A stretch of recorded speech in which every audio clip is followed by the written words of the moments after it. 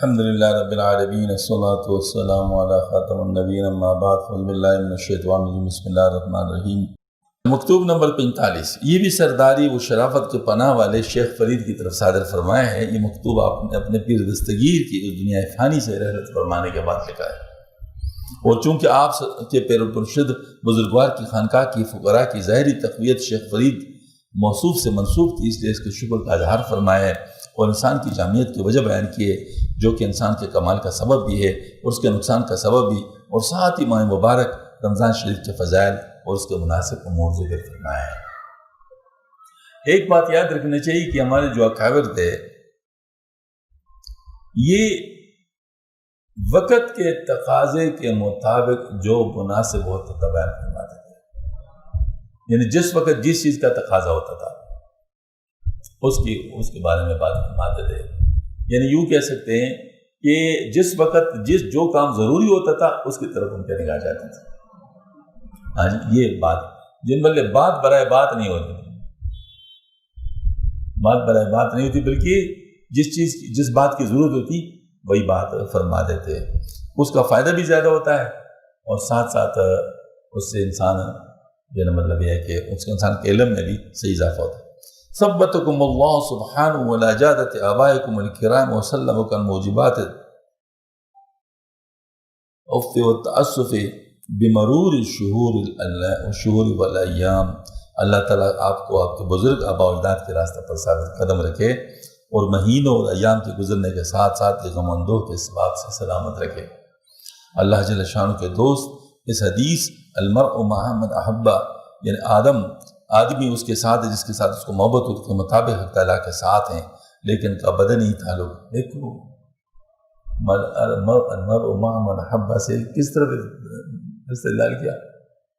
اکثر لوگ تو یہ کرتے ہیں نا کہ جن کے ساتھ محبت کرتے ہیں ان کے ساتھ جنت میں ہوں گے، اکثر لوگ تو یہ حدیث شریف سے استدلال کرتے ہیں۔ تو حضرت کی نظر کس چیز پہ گئی؟ فرمائے جو اللہ کے ساتھ محبت کرتے ہیں وہ اللہ کے ساتھ۔ اصل میں یہی ہوتا ہے، مطلب فکر کی بلندی مطلب اس کو کہتے ہیں، یعنی آدمی اسی کے ساتھ جس کے مطابق حق تعالیٰ کے ساتھ، لیکن ان کا بدنی تعلق اس میت و اتصال کے درمیان ایک قسم کا معنی ہے۔ یہ بدنی تعلق جو ہے روح تو ہے، لیکن جو بدنی تعلق ہے روح کا، یہ اس میں رکاوٹ ہے، یہ بات صحیح ہے، بہت بڑی بات۔ اس مادی جسم اور ظلماتی ڈھانچہ سے الگ و جدا ہونے کے بعد تمام قرب در قرب اتصال در اتصال ہے۔ دیکھو موت کے بارے میں اپنے شیخ کے بارے میں کس انداز میں تمہید بنا رہے ہیں۔ جب تک یہ ڈھانچہ قائم ہے، جب تک ہم اس نفس جو مطلب جو نظام ہے اس کے ساتھ لگے ہوئے ہیں، لہذا یہ تعلق حاصل نہیں ہو سکتا۔ ہاں البتہ ایک بات ہے، اعمال اسی وقت ہی ہوں گے، اعمال پہ بعد میں نہیں ہو سکتے۔ کمانا ادھر ہے لیکن پنسے بھی ادھر ہی ہے، یعنی کمانا بھی ادھر ہے لیکن پنسے بھی ادھر ہی ہے۔ آپ کوئی آدمی عشق میں جذبے میں آ کر کہہ دے کہ میں ادھر سے نکل جاؤں، تو اس کو کہا نہیں، جب تک وہ نہ نکالے اس میں پنسے رہو۔ کیوں؟ وجہ یہ ہے کہ اعمال کا سبب تو یہی ہے، اعمال کا سبب تو یہی ہے، کیونکہ جب تک ادھر ہو تو اعمال ہو سکتے ہیں، جب ادھر سے نکل جاؤ گے پھر آپ کے لیے جزا والی بات ہے، پھر اعمال والی بات نہیں رہے گی۔ فقولہ الموت جسر یوصل الحبیب الی حبیب، موت ایک پل ہے جو اپنے ایک دوست کو دوسرے دوست سے ملاتا ہے۔ اس پر مجھے یاد آ گیا حضرت کا قاسم رحمۃ اللہ علیہ کا، چونکہ ہم وہ تعلیم ہوتی رہتی ہے منگل کے دن ہمارے ہاں، تو حضرت کے سوانح میں لکھا ہے کہ جب حضرت کا وصال کا وقت آیا، کاکا سے رحمۃ اللہ علیہ کا جمعے کا دن تھا اور خطبہ پڑھا جا رہا تھا، جمعے کا خطبہ پڑھا جا رہا تھا، تو جمعے کے خطبے میں اس وقت شاید یہ پڑھا جاتا ہوگا، اس وقت تو شاید لوگ نہیں پڑھتے، اس وقت تو لوگ عموماً نہیں پڑھتے. الموت جسر یوصل الحبیب الی الحبیب، اسی وقت حضرت کی روح پرواز کرتی ہے. انہیں ایک دو جمعے کا دن وہ بذات خود مبارک اندازہ کر لے. اور پھر دیکھو اس حدیث شریف کا جو مطلب ہے، ہاں جی، وہ کیسے یعنی ایک بزرگ ہستی کے لیے اللہ تعالیٰ وہ دکھا رہا ہے بالکل جنت کی، بالکل یعنی اس کے ساتھ ہی تکوینی طور پر وہ ہو رہا ہے. ہاں جی، حضرت کاکا سے رحمۃ اللہ کے وہ آنکھ آف سینسریز ہے، اس وقت پرواز کرتی ہے جب یہ حدیث شریف گویا کہ یوں کہہ سکتے ہیں کاکا سے رحمۃ اللہ کے روح نے لبیک کہا. اس پر جیسے حدیث شریف مطلب پڑھی گئی اس پر لبیک کہا اور سینسری سے پرواز کر کے. بہت بڑی بات ہے. میں اس حقیقت کا بیان ہوا ہے تو قریب من کان یرجو لقاء اللہ فإن اجل اللہ لآت. جو شخص اللہ تعالیٰ کا دیدار چاہتا ہے تو اس کو جان لیں چاہیے کہ اللہ تعالیٰ کا وعدہ آنے والا. اصل میں دیکھیں نا، یہاں پر یہ جو ہمارے اکابرین ہیں یہ عارفین تھے، تو اپنی معرفت کی وجہ سے جو آیت مبارکہ اور احادیث شریفہ کی جو معرفت ان کو اللہ تعالیٰ نے نصیب فرمائی تھی، تو وہ اسے ٹھیک ٹھیک طریقے سے مطلب بیان فرماتے ہیں، جیسے لگتا ہے جیسے وہ آیت اندری نازل ہو رہی ہیں یا وہ حدیث شریف اسی وقت ہی سامنے آ رہی ہیں. یہ بھی ان حضرات کے قبولیت کی علامت ہے. جو شخص اللہ تعالیٰ کا دیدار چاہتے ہیں تو اس کو جان لینا چاہیے کہ اللہ تعالیٰ کا وعدہ ان موت آنے والا ہے، جس کا مضمون مشتاقین کے لیے باعث تسلی ہے. اللہ تعالیٰ اس آیت مبارکہ میں اس رمز کو بیان فرماتے ہیں، لیکن ہم پسماندوں اور عاجزوں کا حال بزرگوں کی حضوری کی دولت کے بغیر خراب اور ابتر ہے. یعنی ان کے لیے تو یہ بات اچھی ہے، لیکن ہمیں تو مسئلہ ہو گیا نا، ہمیں تو مسئلہ ہو گیا. یعنی آپ صلی اللہ علیہ وسلم اس دنیا سے جب پردہ فرما رہے ہیں تو فاطمہ رضی اللہ تعالیٰ عنہ، اللہ تعالیٰ ان کی رضا کو بلند فرمائے، تو تکلیف کو دیکھ کر رہا نہیں گیا اور عرض کیا، ہائے میرے ابا جان کی تکلیف، ہائے میرے ابا جان کی تکلیف. تو آپ صلی اللہ علیہ وسلم نے اس تکلیف میں بھی دیکھے جو یعنی مقام رسالت ہے اس کا حق ادا کیا اور فرمایا، آج کے بعد تیرے ابا جان کو کوئی تکلیف نہیں ہوگی، آج کے بعد تیرے ابا جان کو کوئی تکلیف نہیں ہوگی.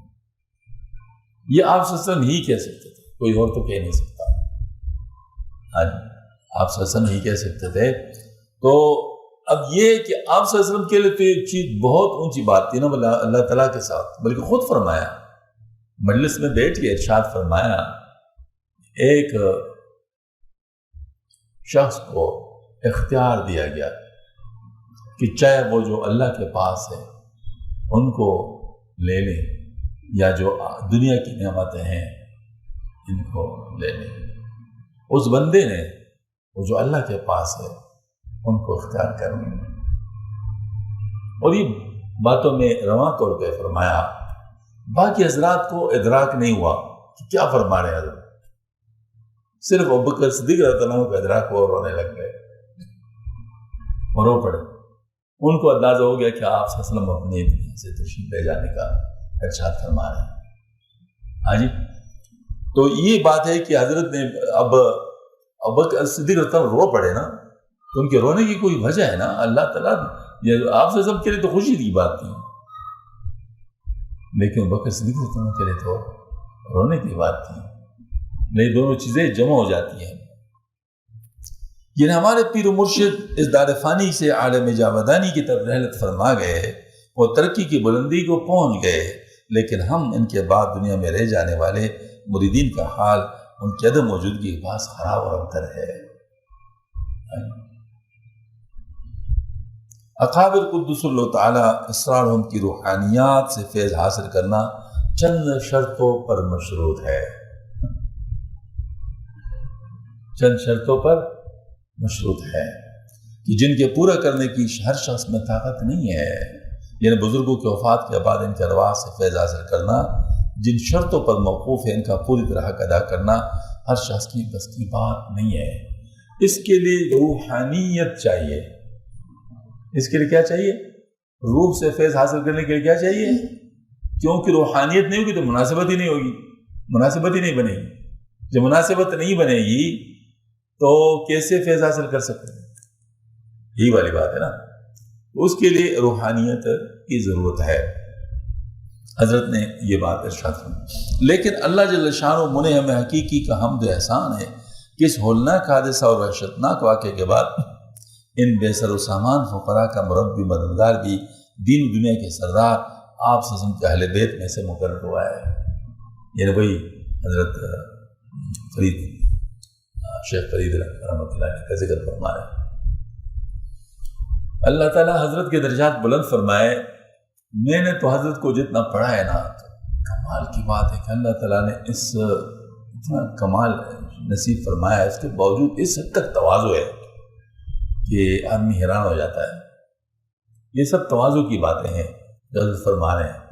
اب شیخ فرید رحمۃ اللہ کا مقام یقیناً اونچا تھا، لیکن حضرت کی بات تو حضرت کی بات تھی، لیکن دیکھو کیسے اپنے آپ کو پیچھے اور شیخ فرید رحمۃ اللہ علیہ کو آگے کر رہے ہیں، جو کہ سلسلہ حالیہ کے انتظام کا سبب اور نسبت نقشبندیہ کی جمعیت کا وسیلہ ہے۔ بے شک یہ نسبت عالیہ جو کہ اس ملک میں بہت غریب و نادر ہے، اور اس نسبت والے حضرات اس ملک میں بہت ہی توڑے ہیں، چونکہ اہل بیت کی نسبت ہے۔ دیکھیں نا، اہل بیت کے ساتھ محبت کا معاملہ ہے۔ چونکہ اہل بیت کی نسبت ہے تو اس نسبت کا مربی بھی اہل بیت ہی میں سے ہونا مناسب ہے، اور اس نسبت کو تقویت دینے کا ذریعہ بھی انہی اہل بیت میں سے ہونا اولا اور بہتر ہے، تاکہ اس دولت و عظمہ کی تکمیل کی غیر کے حوالے نہ کیا جائے۔ جس طرح اس بڑی نعمت نسبت نقشبندیہ کا شکر فقراء پر واجب ہے، اس طرح اس دولت یعنی کسی اہل بیت مثلا شیخ فرید کی تربیت میں ہونے کا شکر بھی ان کے ذمہ لانے میں۔ انسان جس طرح باطنی جمعیت کا محتاج ہے، اس طرح وہ ظاہری جمعیت کی بھی احتیاج رکھتا ہے۔ باطنی جمعیت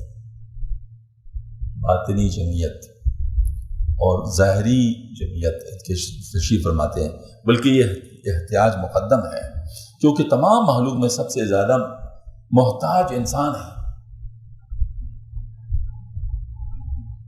اور اس کا سب سے زیادہ محتاج ہونا اس کی جامعیت کے سبب سے لاحق ہوا ہے۔ جیسے میں آپ کو بات بتاؤں، ہر چیز سے فائدہ انسان اٹھاتا ہے، جانوروں سے فائدہ انسان اٹھاتا ہے، پودوں سے فائدہ انسان اٹھاتا ہے، بادلوں سے فائدہ انسان اٹھاتا ہے، سورج سے فائدہ انسان اٹھاتا ہے، اور مطلب جو ارد گرد جو متفرق چیزیں ہیں ان سے فائدہ انسان اٹھاتا ہے۔ یہ فائدہ انسان اٹھاتا ہے، یہ بھی اس کی احتیاج کی دلیل ہے، کیونکہ اس کے بغیر وہ نامکمل ہے۔ سورج نہ ہو تو انسان نامکمل، پانی نہ ہو تو انسان نامکمل، جانور نہ ہو تو انسان نامکمل، پودے نہ ہو تو انسان نامکمل، ہوا نہ ہو تو انسان نامکمل۔ مقصد یہ ہے کہ انسان محتاج ہے ان تمام چیزوں کا، اس لیے فرمایا سب سے زیادہ محتاج انسان ہے، اور اس کا سب سے زیادہ محتاج ہونا اس کی جامعیت کے سبب سے لاحق ہوا ہے، اور جو کچھ سب مخلوق کے لیے درکار ہے وہ سب اس اکیلے کو درکار ہے۔ واقعتاً اللہ پاک نے انسان کو واقعی ایسا بنایا ہے جس کا میں آپ کو کیا بتاؤں، یعنی ہر چیز میں جو وصف رکھا ہوا ہے وہ انسان کے اندر بھی ہے، جو بھی مطلب اس میں خوبیاں ہو سکتی وہ سب انسانوں کے اندر جمع کی گئی ہیں، اور ہر چیز کے اندر جو شر ہے وہ بھی انسان کے اندر جمع ہو گیا ہے. تو جمعیت ہے یا نہیں ہے؟ جمعیت اور کس کو کہتے ہیں؟ شر کے لحاظ سے بھی اور خیر کے لحاظ سے. خیر اور شر کا جامع ہونا یہ جمعیت ہے. ہاں جی. اللہ اکبر. ونفس وما سواها فالهمها فجورها وتقواها. یہ سے جمعیت ہے. ہاں جی. اچھا، اور جس چیز کا محتاج ہے اس کے ساتھ تعلق بھی رکھتا ہے، اس لیے اس کے تعلقات سب سے زیادہ واقع ہوئے ہیں.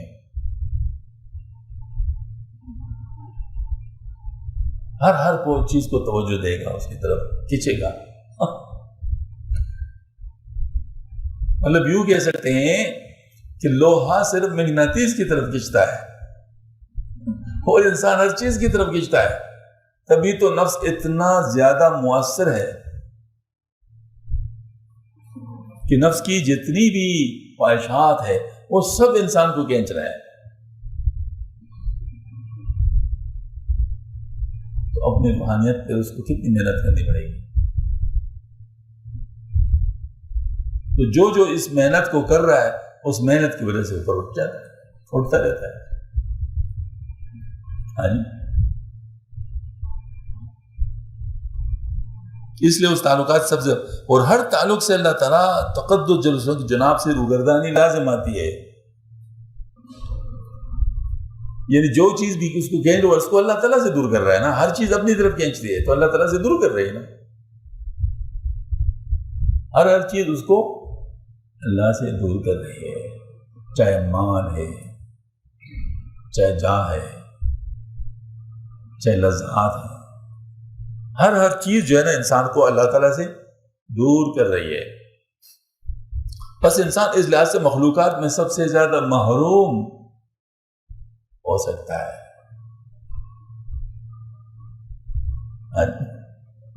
پائے آخر آدمستو آدمی گشت محرومی از مقام محرمی گر نہ گردد باز مسکین زی سفر نیست از وے ہیچ کس محروم تر. اے نزولی آخری میں آدمی پس محرومی مقام محرمی گر نہ لوٹے اس سفر سے وہ غریب کیا کہوں پس ہے نہر پر نصیب. یعنی اگر اس سے اس کو واپسی کا سفر نصیب نہیں ہوا، جو چیزیں اس کو کھینچ رہی تھی، بد نصیب ہو جائے گا. یہ بد نصیب ہو جائے گا. کیا کرنا ہے. اللہ اکبر. بڑی عجیب مضمون اللہ تعالیٰ نے نصیب فرمایا. 2 ہجرتیں ہیں انسان کو کرنی پڑتی ہے. ایک ہجرت نفس، یہ فنا نفس کے ذریعے سے استعمال ہوتا ہے، اور ایک ہجرت پھر اللہ پاک جب اس کی تشکیل کرتے ہیں واپس مخلوق کی طرف، وہ اللہ کا ہو کے مخلوق کی طرف جاتا ہے. یہ وہ مقام ہوتا ہے جب وہ مخلوق کے اندر اللہ کے لیے ہوتا ہے. یہ وہی چیز ہے جس کی حضرت مجلس صاحب فرماتے ہیں مخلوق کے اندر رہ کر مخلوق کا نام بنانا. مخلوق کے اندر کہ 2 ہجرتیں جو ہے ان انسان کرتا ہے. ہاں جی، وہ چلتا ہے. تو یہ جو ہجرت ہے نفس سے، یہ تو سب کے سمجھ میں آتی ہے، لیکن دوسری ہجرت سب کے سمجھ میں نہیں آ سکتی. اس وجہ سے سمجھ میں تو لوگ کی نہیں آتی، لیکن پہلی ہجرت کی تکمیل اگر نہیں ہوئی ہو، پہلی ہجرت کی تکمیل اگر نہیں ہوئی تو یہ دوسرا ہجرت محض نمائش رہ جاتا ہے. محض نمائش رہ جاتا ہے، وہ پھر ہجرت ہو ہی نہیں سکتی. کیونکہ جب تک اس نفس سے اس کو خلاصی نہیں ہوئی، تزکیہ نفس نہیں ہوا، اس کو مخلوق کی طرف نہیں بھیجا جائے گا. اس کا مخلوق کی طرف بھیجا جانا اس کو مارنے کا مترادف ہے، اس کو مارنے کا مترادف. اور حضرت نے اس پر پورا زور دیا ہے. اور یہ کتاب جزم و سلوک ہے، اس میں حضرت نے اس چیز کو بہت وضاحت کے ساتھ جناب نبی سے بیان فرمائی کہ ممکن ہے کہ کوئی شخص دل کی اصلاح کر لے، لیکن اگر اس کا نفس کا تزکیہ نہیں ہوا تو اس کو مخلوق کی طرف نہیں بھیجنا چاہیے، یہ حضرت نے فرمایا، کیونکہ ابھی یہ راستہ میں ہے، یہ اس کا راستہ کوٹا کرنے کے مترادف ہوگا کہ اگر اس صورت میں اس کو مخلوق کی طرف بھیجا گیا۔ میں آپ کو اس کی ایک مثال دے سکتا ہوں۔ اس کی مثال یہ ہے کہ جیسے کوئی شخص ہے اپنے محبوب کے ساتھ بیٹھا ہوا ہے اور اس کا محبوب اس کو کہہ دے کہ جاؤ بازار سے میرے لیے فلاں چیز لے آؤ۔ اب اس کا دل نہیں چاہتا کہ چلا جائے، اس کا دل نہیں چاہتا کہ اپنے محبوب کو چھوڑ کے چلا جائے، لیکن اس کا حکم بھی پورا کرنا ہے، الامر فوق الادب۔ اب یہ جائے گا حکم کے مطابق، لیکن اس کا دل وہاں نہیں لگے گا، طبعاً دل ادھر نہیں لگے گا طبعاً، لیکن عقلاً ادھر کامل موجودگی اس کی ضروری ہوگی، کیونکہ جو کام اس کو سونپا گیا ہے وہ وہاں کے حساب سے ہے، اگر وہ عقلاً وہاں نہیں ہوگا تو اس کام کو کر نہیں سکے گا، عقلاً اس کی موجودگی وہاں پر ضروری ہے۔ اس وجہ سے وہ اپنے طبیعت کو عقلاً مجبور کر کے، اپنے طبیعت کو عقلاً مجبور کر کے اس کام کو کرتا ہے، لیکن اس وقت اس کا محبوب اس کے دل کی نظروں سے اوجل نہیں ہوتا، وہ ایسا ہوتا ہے جیسے کہ وہ ادھر ہی ہے۔ ان دو چیزوں کو جمع کرنا آسان بات نہیں ہے، دو چیزوں کو جمع کرنا آسان بات نہیں ہے کہ طبعاً وہ اپنے محبوب کے پاس ہو اور عقلاً اس کام کے پاس ہو، یہ بات آسان نہیں ہے۔ اچھا، اب اس کے مقابلے میں دوسرے شخص کو ذہن میں لائیے کہ وہ محبوب کے مجلس میں بیٹھا ہے، محبوب نے کسی اور کو کہا جاؤ بازار سے فلاں چیز لے آؤ، اس کے دل میں خواہش آ جائے کاش مجھے محبوب کہہ دیتا کہ میں لاؤں، میں لاتا۔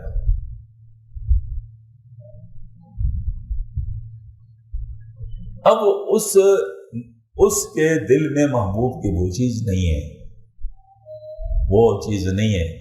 اس وقت اگر اس کو کہا جائے کہ تم لاؤ بازار سے تو وہ بازار میں جذب ہو جائے گا، وہ بازار کا ہو جائے گا، کیونکہ بازار کا عاشق ہے، محبوب کا عاشق تو نہیں ہے، اس کا دل تو بازار میں لگا ہوا ہے۔ وہ عقلاً تو محبوب کے پاس ہے، طبعاً بازار میں ہے، کیونکہ فضائل سنیں، فضائل کے مطلب کے لحاظ سے اس نے مطلب جو ہے نا فیصلہ تو کیا کہ محبوب کے پاس رہنا ہے، لیکن طبعاً بازار میں، لہٰذا وہ جس وقت واپس آئے گا، وہ بازار میں آئے گا تو طبیعت اس کی غالب آ جائے گی اور وہ یہاں کرے جائے گا۔ ایسے لوگوں کے بارے میں حضرت نے فرمایا ہے کہ جب ان کو نفس کے دوبارہ حوالے کیا جائے گا تو یہ نفس میں رہ جائیں گے،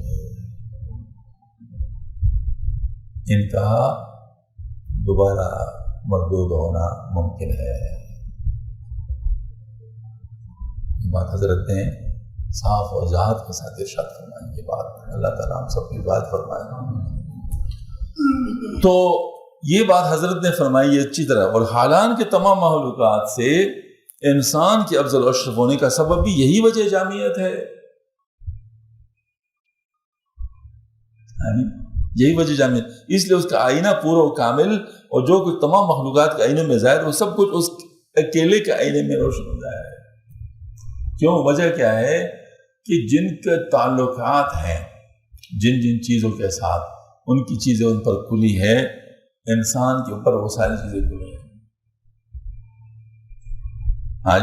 بس اس جہت سے تمام مخلوقات سے بہتر انسان ہوا، اور اسی جہت سے تمام موجودات سے بدتر بھی یہ انسان ہی ہے۔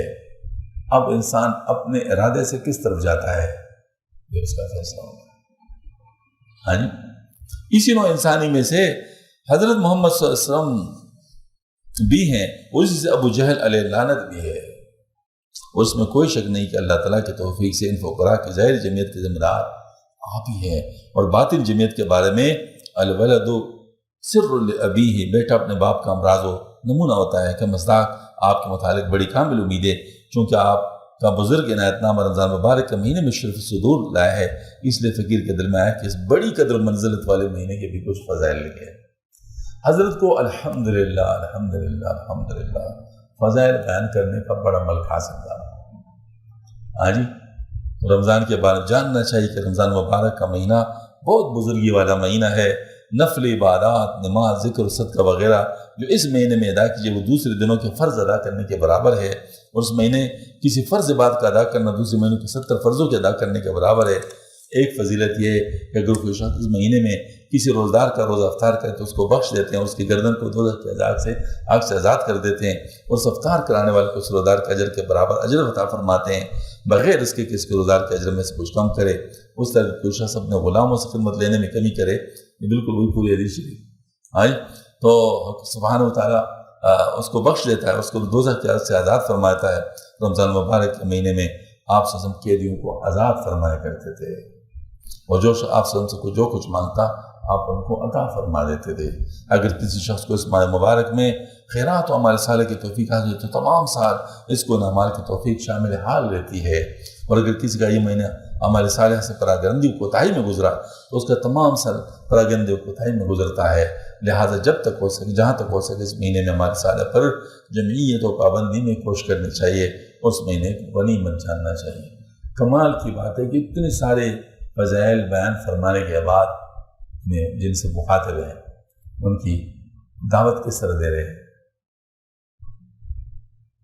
یعنی گویا کہ رمضان المبارک کو سامنے رکھ کر اپنی پوری دعوت رکھنی.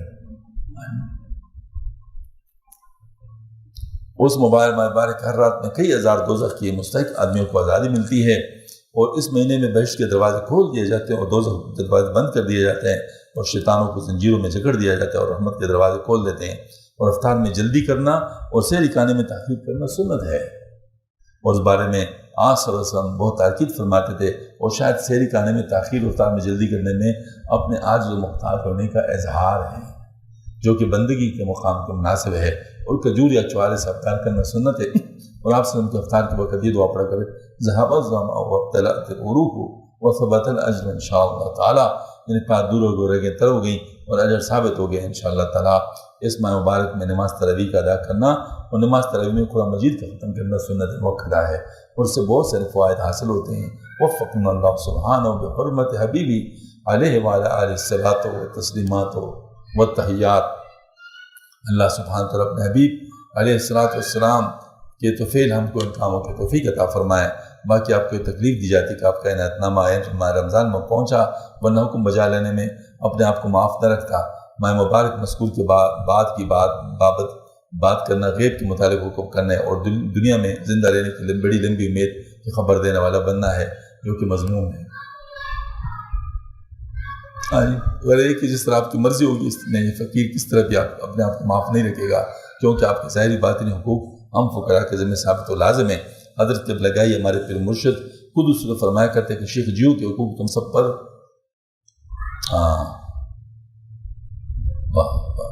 مقرر ثابت مقرر, کیونکہ اس جمعیت کا باعث آپ ہی ہیں.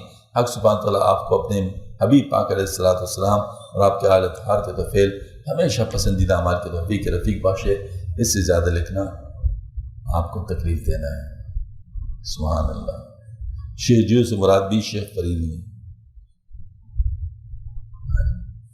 تو ماشاءاللہ حضرت کی برکت سے الحمدللہ بہت علوم پتہ چل جاتا ہے. الحمدللہ رب العالمین, الصلاۃ والسلام علی خاتم النبیین. اللہم اہدنا الصراط المستقیم صراط الذین انعمت علیہم غیر المغضوب علیہم ولا الضالین. یا مقلب القلوب ثبت قلوبنا علی دینک, یا مصرف القلوب صرف قلوبنا علی طاعتک, یا حی یا قیوم برحمتک نستغیث اصلح لنا شأننا کلہ ولا تکلنا الی انفسنا طرفۃ عین. اللهم زدنا ولا تنقصنا واكرمنا ولا تهنا وآتنا ولا تحرمنا واسرنا ولا تعسر علينا وارضنا وارض عنا اللهم انا نسألك من خير ما سألك من عبدك ونبيك وحبيبك محمد صلى الله عليه وسلم ونعوذ بك من شر المستعاذ من عبدك ونبيك وحبيبك محمد صلى الله عليه وسلم أنت المستعان ولا حول ولا قوة إلا بك سبحان ربك رب العزة عما يصفون وسلام على المرسلين.